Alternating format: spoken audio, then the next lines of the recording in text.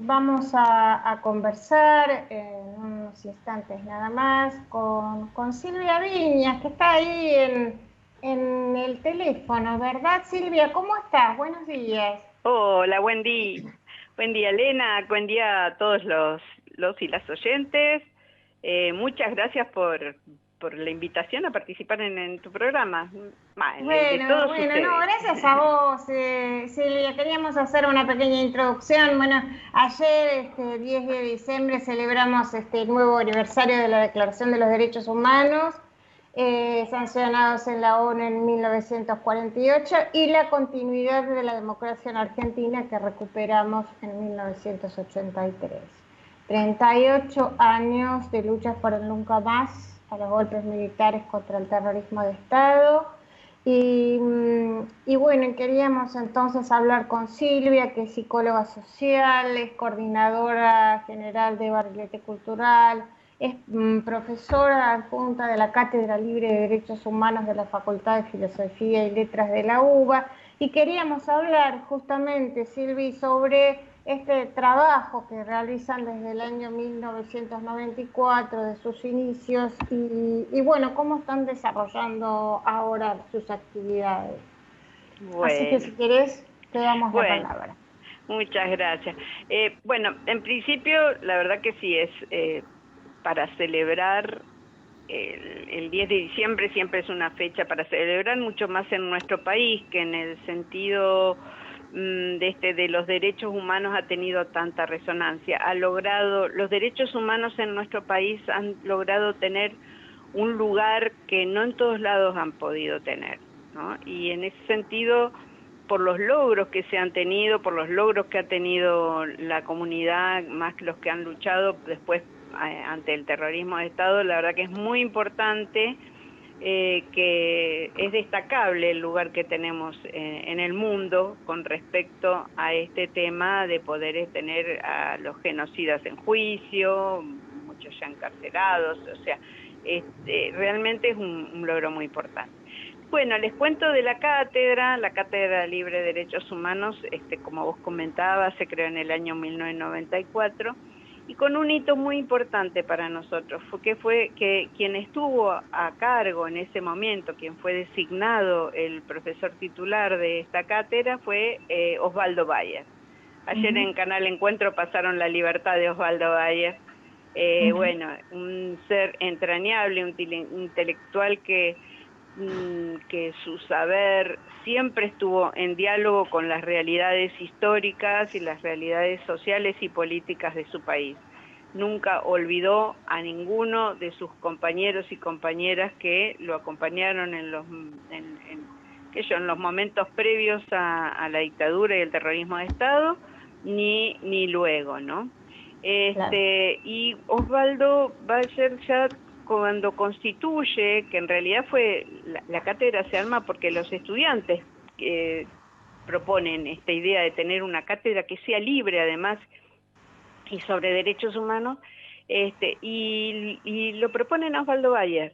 Así que, y bueno, por supuesto las autoridades acordaron plenamente. Cuando él abre la cátedra ya lo piensa como un lugar de resistencia. Eran los años 90, el año 94, empezaba el neoliberalismo, y donde ya teníamos la impunidad impuesta, ¿no? Ya estaban todos los tiempos de que se habían dado los indultos, ya estaban corriendo también las leyes de obediencia debida y punto final.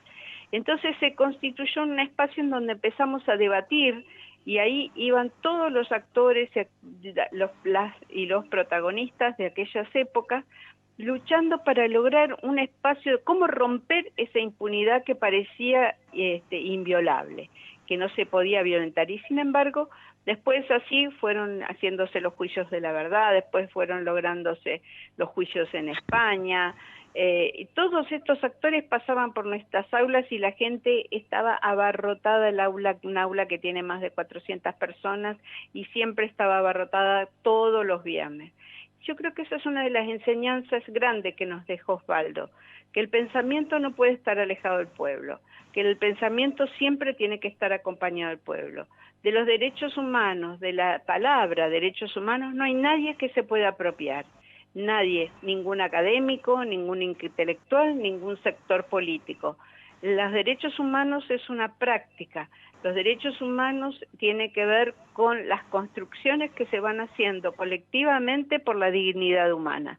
Y esto lo hacen en, qué sé yo, puede ser que lo hagan, puede ser, lo pongo así, en una oficina de la ONU, pero por ahí también, y donde siempre lo están haciendo, es en un montón de los barrios populares, en algunas fábricas que quedan, en distintos espacios hay gente que está luchando para que esto que fue enunciado como una regla, como algo de defender los derechos, la libertad, el trabajo, etcétera, realmente sea algo cierto. Bueno, yo me fui por ahí de lo que vos me preguntabas. No, está bien. Está perfecto, Silvia Brea. Creo que también es importante, sí, por supuesto que nosotros hablamos mucho acerca del tema del terrorismo de Estado, ¿no? Y que creo yo, y creo que es así, que el tema de los derechos humanos abarca mucho más que el tema del terrorismo de Estado y la dictadura cívico-militar que estuvo acá en nuestro país desde el año 76 al 83. Y bueno, entonces hay que ampliar esa mirada, ¿no? Acerca de lo que es los derechos humanos a nivel no solo de la Argentina, sino a nivel internacional, ¿no? Sí, totalmente. Una de las cuestiones que el neoliberalismo y trata de insertar es que solamente se piense en los derechos, los derechos humanos, viste que algunos los categorizaron por generaciones. Entonces hay unos que son los derechos civiles y políticos, que son los derechos a la libertad, el derecho a que no haya una injerencia por parte del Estado sobre nosotros, que no nos detenga injustamente, bueno, todas estas cuestiones, el derecho a la vida y eso. Pero después aparecieron otros derechos. Estos son derechos que vienen de la mano de lo que fue el liberalismo, ¿no? Y Claro. que estuvo bueno porque fue una restricción al Estado, que no puede hacer cualquier cosa con cada uno y una de nosotros. Pero después estuvieron los derechos más colectivos, que tienen que ver con los derechos económicos, sociales y culturales. Y estos derechos están en deuda, y estos derechos no tienen solamente este título y que tiene que ver con las represiones directas del Estado, sino con otras formas de enajenación de la dignidad humana, que tiene que ver con el empobrecimiento, que tiene que ver con no tener lugar, con un lugar social, con no tener palabra, con no tener, bueno, nada, por supuesto que todos los derechos son inalienables, se vinculan unos con otros, ¿no? Allí donde no hay derechos económicos, seguramente la voz de esas personas van a ser descalificadas, ¿no? Incluso lo vemos con los pueblos originarios. Por eso sí, es muy importante esto que vos decís, porque a partir de cuando surge, que vienen de la mano del socialismo, todos los derechos económicos, sociales y culturales, aparecen los derechos de ciertas minorías que, por más que estuvieron los derechos humanos declarados en 1948, los derechos del niño, por ejemplo, tienen un lugar en el año 1989 en el mundo, con la Convención Internacional de los Derechos del Niño, en 1990 acá en Argentina. Y lo mismo ha pasado con las mujeres, lo mismo ha pasado con las minorías, y bueno, vamos a ver cuándo van a empezar a tener un poco más de lugar, por ejemplo, los inmigrantes. Por eso, todos estos son temas que nosotros en la cátedra también tomamos: derechos de género, derechos de niñez, derechos de la educación y los derechos humanos. Tenemos dos compañeros que unos lo trabajan de más de las políticas públicas y la gestión, y otro lo trabaja más desde las prácticas docentes. Son dos compañeras, y un compañero y una compañera que trabajan estos temas. Bueno, de todo lo que tiene que ver con los pueblos originarios, con también con los otros genocidios y otros tipos de crímenes de lesa humanidad. Así que tratamos de abarcar lo más amplio posible, y ya te digo, siempre no solo restringido a los que piensa, los pensadores bueno, más intelectuales, sino siempre también acudiendo a protagonistas, ¿no? Esto nos parece. Y también brindando protagonismo. Nosotros de Barrilete Cultural, por ejemplo, decimos que trabajamos por derechos de jóvenes, pero además, amén de estar articuladas con organizaciones que están luchando para los derechos de los chicos, para por ejemplo esto, ¿no? Para no ser perseguidos, más que trabajamos con chicos de sectores populares, para que no sean siempre las víctimas de las pistolas fáciles que tienen las fuerzas de seguridad. Entonces, además de eso, decimos, bueno, vamos a lograr un lugar en donde se visibilice que los jóvenes son promotores culturales. Pero esto es crear un lugar que no se quiere reconocer en realidad, no es que lo creamos, es tratar de buscar modalidades de dar visibilidad. Si no se quiere reconocer, pensemos la importancia, por ejemplo, que tuvo el movimiento de estudiantes secundarios en Chile. Más prueba de que los adolescentes son sujetos sociales y políticos, imposible. Y sin embargo acá... Bueno, nosotros también tenemos esos ejemplos acá en la Argentina, ¿no? Con la toma de las escuelas, los centros de estudiantes y demás. Yo no sé si mis compañeros quieren hacerte alguna consulta, alguna pregunta. Bueno. ¿Adri? Sí, yo pensaba si nos podés contar un poquito quiénes son los protagonistas que se van acercando así en las reuniones mensuales son, ¿no? De la cátedra. Sí, en realidad tenemos ahora quedaron suspendidos después de que Osvaldo Bayer se alejó, quedó Graciela D'Aleo a cargo de los debates. La cátedra, el profesor titular es Marcelo Ferreira. Y Graciela D'Aleo fue la coordinadora durante mucho tiempo.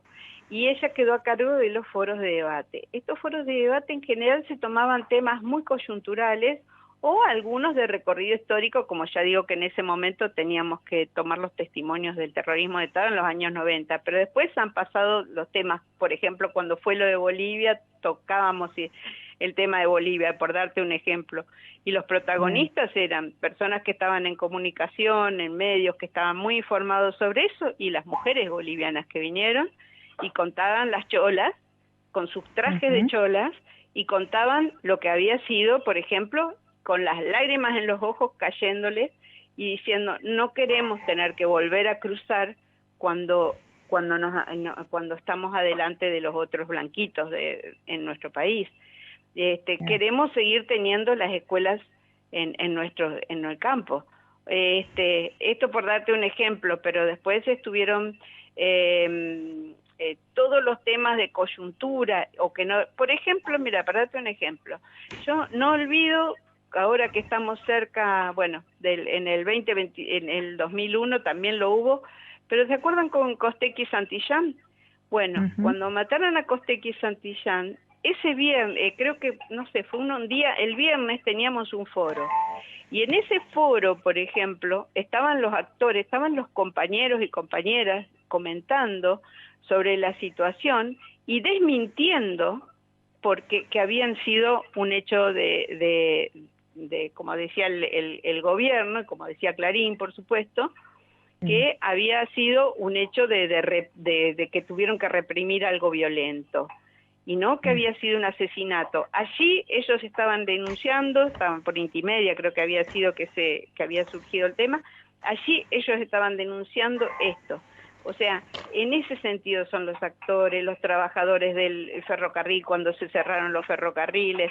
Siempre estuvo la gente que eran, que por eso que fueron protagonistas de aquellas luchas, ¿no?